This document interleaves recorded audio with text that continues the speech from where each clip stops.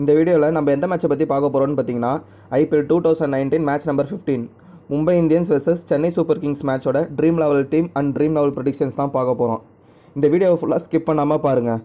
இந்த மேட்ச் எங்கே நடக்குதுன்னு பார்த்தீங்கன்னா மும்பையில் இருக்கிற வான்கடே ஸ்டேடியத்தில் நடக்குது. இப்போ இந்த மேட்சோட பிச் ரிப்போர்ட் பற்றி பார்க்கலாம். இந்த மேட்ச்சுக்கு பிச் வந்து பார்த்திங்கன்னா ஒரு நல்ல பேட்டிங் ட்ராக்காக இருக்கும்னு சொல்கிறாங்க. இப்போ மும்பை இந்தியன்ஸோட நியூஸ் அண்ட் பிளேயிங் லெவல் பற்றி பார்க்கலாம். இப்போ மும்பை இந்தியன்ஸோட நியூஸ் பார்த்திங்கன்னா மலிங்கா வந்து இந்த ஸ்குவாட்லேயே இருக்க மாட்டாருன்னு சொல்கிறாங்க. ஏன்னா இன்றைக்கி வந்து பார்த்திங்கன்னா மலிங்கா வந்து ஸ்ரீலங்காவுக்கு போய் அங்கே போய் டொமஸ்டிக் கிரிக்கெட் விளாட்லான்னு இருக்காருன்றதுனால மேபி இந்த மேட்ச் வந்து அவர் இதுக்கு மேலே வந்து அவர் ஸ்குவாட்லேயே இருக்க மாட்டார். அவருக்கு பதிலாக வந்து பென் கட்டிங் தான் வந்து ரீப்ளேஸ் பண்ணுவார்னு சொல்கிறாங்க. அதுக்கப்புறம் பார்த்திங்கன்னா மேபி வந்து யுவராஜும் இந்த மேட்ச் வந்து மிஸ் ஆகிறதுக்கு ஒரு வாய்ப்பு இருக்குது. இஷான் கிஷான் வரத்துக்கு ஒரு சின்ன வாய்ப்பு இருக்குது. ஆனால் வந்து யுவராஜ் தான் மோஸ்ட்லி விளையாடுவார் இந்த மேட்ச். இப்போ இந்த மேட்சோட மும்பை இந்தியன்ஸோட ப்ராபபிள் பிளேயிங் லெவன் பற்றி பார்க்கலாம். ஓப்பனராக பார்த்திங்கன்னா ரோஹித்தும் குவிண்டன் டிகாக்கும் இறங்குறாங்க. இவங்க ரெண்டு பேருமே ஒரு நல்ல டச்சில் தான் இருக்காங்க. அடுத்து பார்த்திங்கன்னா சூரியகுமார் யாதவ், இவர் ஒரு நல்ல பேட்ஸ்மேன் தான். ஆனால் இன்னும் வந்து இந்த ஐபிஎல்லில் இன்னும் ஃபார்முக்கு வரல. அடுத்து பார்த்திங்கன்னா யுவராஜ் இல்லைனா இஷான் கிஷன். இதில் யுவராஜ் தான் வந்து வரத்துக்கு வந்து அதிக வாய்ப்பு இருக்குது. அடுத்து பார்த்திங்கன்னா பொலாட் பார்த்திங்கன்னா இவர் தான் இந்த மும்பை இந்தியன்ஸோட பிளேயிங் லெவன்லேயே ஒரு வீக் லிங்க்குன்னு சொல்லலாம். அடுத்து பார்த்திங்கன்னா பாண்டியா பிரதர்ஸ், ஹர்திக் பாண்டியா, குருணால் பாண்டியா ரெண்டு பேருமே ஒரு நல்ல டச்சில் இருக்காங்க. அதுக்கப்புறம் பார்த்திங்கன்னா பென் கட்டிங், இந்த மேட்ச் வந்து பென் கட்டிங் விளையாட நிறையா வாய்ப்பு இருக்குது. அடுத்து பார்த்திங்கன்னா மிச்சல் மெக்லங்கன், இவர் பார்த்திங்கன்னா ரன்ஸ் அதிகமாக கன்சீட் பண்ணுவார். பட் ஆனால் வந்து பார்த்திங்கன்னா ஒரு நல்ல விக்கெட் டேக்கர் பவுலர். அடுத்து பார்த்திங்கன்னா மயங்க் மார்க்கண்டே, இவர் ஒரு நல்ல ஒரு ஸ்பின்னர். ப்ளஸ் வந்து லெக் ஸ்பின்னர் வந்து அவரோட ஸ்ட்ரென்த்து கிடையாது, அவரோட கூகுளி தான் அவரோட ஸ்ட்ரென்த்து. ஸோ வந்து போன வருஷம் பார்த்திங்கன்னா கூட தெரிஞ்சிருக்கும், சென்னைக்கு எதிர்க்க ஒரு நல்ல பர்ஃபார்மன்ஸ் கொடுத்தாரு. அடுத்து பார்த்திங்கன்னா Jasprit Bumrah, one of the world class பவுலருங்க இவர். அடுத்து பார்த்திங்கன்னா சென்னை சூப்பர் கிங்ஸோட நியூஸ் பற்றி பார்த்தோம்னா சாண்டனர் வந்து இந்த மேட்ச் விளையாட மாட்டார். ஸோ வந்து ஹர்பஜன் வந்து அவரை ரீப்ளேஸ் பண்ண வாய்ப்பு இருக்குது. ஏன்னு கேட்டிங்கன்னா இங்கே வந்து மும்பை இந்தியன்ஸில் பார்த்திங்கன்னா வந்து லெஃப்ட் ஹேண்டர்ஸ் வந்து அதிகமாக கிடையாது. வெறும் யுவராஜும் குவிண்டன் டிகாக்கும் மட்டும்தான். நிறைய ரைட் ஹேண்டர்ஸ் இருக்கிறதுனால மேபி ஒரு ஹாஃப் ஸ்பின்னர் விளாட்லான்னு இந்த மேட்ச் வந்து அவங்க டீம் வந்து கோச் வந்து ப்ரெஸ் மீட்டில் சொல்லியிருக்காரு. இப்போ அடுத்து வந்து சென்னையோட ப்ராபபிள் பிளேயிங் லெவன் பார்ப்போம். ஓப்பனிங் பார்த்திங்கன்னா ஷேன் வாட்சனும் அம்பத்தி ராய்டும் ஓப்பன் பண்ணுறாங்க. ஷேன் வாட்சன் பார்த்திங்கன்னா ஓரளவுக்கு நல்ல டச்சிலே இருக்கார். ரீசெண்டாக நடந்து முடிஞ்ச பிஎஸ்எல்லில் கூட அவர் தான் ஹையஸ்ட் ரன் கட்டராக இருந்தார். அம்பத்தி ராய்டு சுத்தமாக டச்சிலே இல்லைங்க அவர். அடுத்து பார்த்திங்கன்னா சுரேஷ் ரெய்னா, கேதார் ஜாதவ் ரெண்டு பேருமே ஒரு நல்ல ஃபார்மில் தான் இருக்காங்க. அடுத்து பார்த்திங்கன்னா தோனி போன மேட்ச் பார்த்திங்கன்னா ஒரு நல்ல இன்னிங்ஸ் ஆடினார். மேபி அவர் இறங்குற பொசிஷன் தான் கொஞ்சம் டவுட்டு. அடுத்து பார்த்திங்கன்னா ஜடேஜா, இவர் என்ன சொல்கிறதுன்னு தெரியல, ஆல்ரவுண்டர்னு சொல்கிறாங்க. பட் ஆனால் வந்து இவர் ஒரு பவுலராக தான் பார்க்குறாங்க எல்லாருமே. அடுத்து பார்த்திங்கன்னா பிராவோ பார்த்திங்கன்னா ஒரு நல்ல ஒரு டெத் பவுலர். அடுத்து பார்த்திங்கன்னா சஹர், இவர் வந்து பார்த்திங்கன்னா மோஸ்ட்லி வந்து பவர் பிளேயிலே வந்து இவருக்கு ஓவர் கொடுத்து முடிச்சிருவாங்க. இப்போ அடுத்து பார்த்திங்கன்னா ஸ்ட்ராதுல் தாக்கூர், இவரும் பிராவோவும் தான் டெத் ஓவர் போட்டாகணுன்ற மாதிரி இருக்குது. இவர் வந்து டெத் ஓவரில் பார்த்திங்கன்னா ரொம்பவே கொஞ்சம் வீக் லிங்க் தான் சொல்லணும் தாக்கூர். அடுத்து பார்த்திங்கன்னா இந்த மேட்ச் பார்த்திங்கன்னா சாண்டனர் விளையாட அதிக வாய்ப்பு கிடையாது. ஸோ ஹர்பஜன் சிங் தான் வந்து இந்த மேட்ச் வந்து கண்டிப்பாக விளையாட வாய்ப்பு இருக்குது. அடுத்து பார்த்திங்கன்னா இம்ரான் தாகிர், இவர் வந்து ஒரு நல்ல ஃபார்ம்லேயே இருக்காருங்க இம்ரான் தாகிர். இப்போ அடுத்து இந்த மேட்சோட ஸ்டாட்ஸ் பற்றி பார்ப்போம். ஆவரேஜ் ஃபஸ்ட் இன்னிங்ஸ் ஸ்கோர் பார்த்திங்கன்னா ஒரு 185, ஆவரேஜ் செகண்ட் இன்னிங்ஸ் பார்த்திங்கன்னா 181. ஓவராலாக இந்த மேட்ச் வந்து பார்த்திங்கன்னா ஒரு நல்ல வந்து ஹை ஸ்கோரிங் மேட்சாக தான் இருக்க நிறைய வாய்ப்பு இருக்குது. இப்போ வந்து ஸ்மால் லீக்கோட கேப்டன் வைஸ் கேப்டன் சாய்ஸ் பார்க்கலாம். ரோஹித், தவான், வாட்சன், டிகாக், ரெய்னா இவங்களாம் பார்த்திங்கன்னா வந்து ஸ்மால் லீக்குக்கு வந்து நீங்கள் கேப்டன் அண்ட் வைஸ் கேப்டனாக இவங்களை வந்து யூஸ் பண்ணலாம்.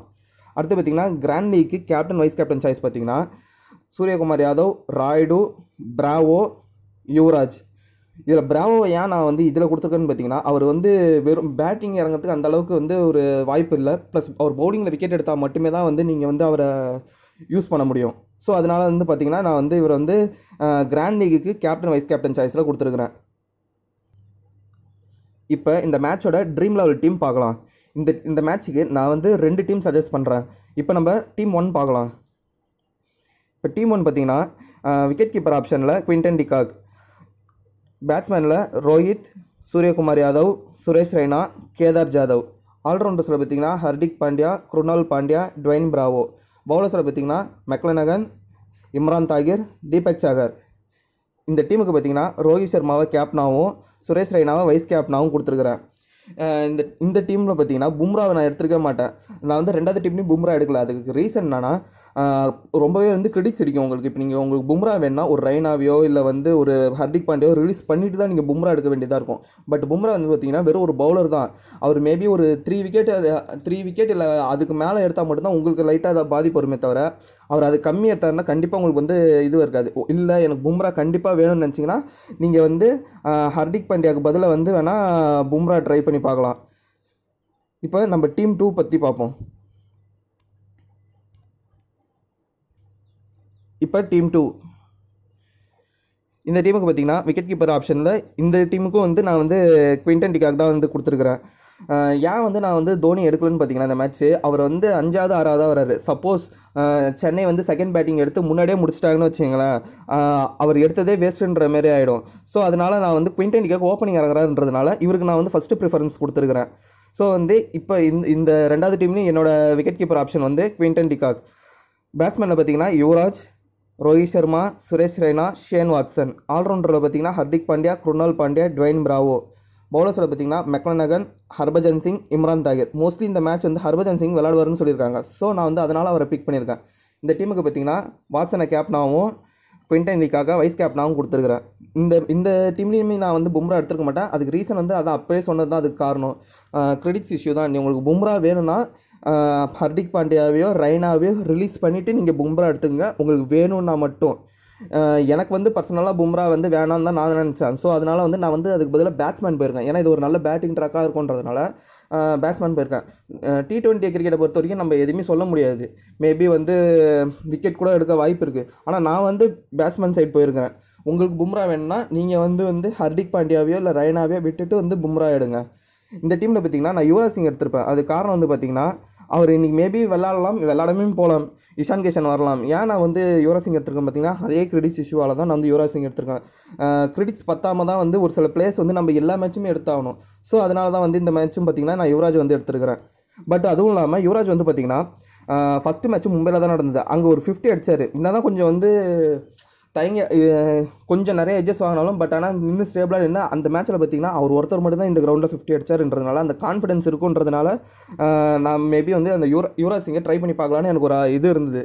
இல்லைனா நான் வந்து பொலாடையோ இல்லை வேறு யாராவது கூட ட்ரை பண்ணியிருப்பேன். பொலாட் வந்து ரொம்பவே ஒரு வீக் லிங்க். அவர் நீங்கள் எடுக்கிறதா இருந்தால் கிராண்ட் லீக்குக்கு ப்ரிஃபர் பண்ணுற டீம்ஸில் மட்டும் எடுங்க.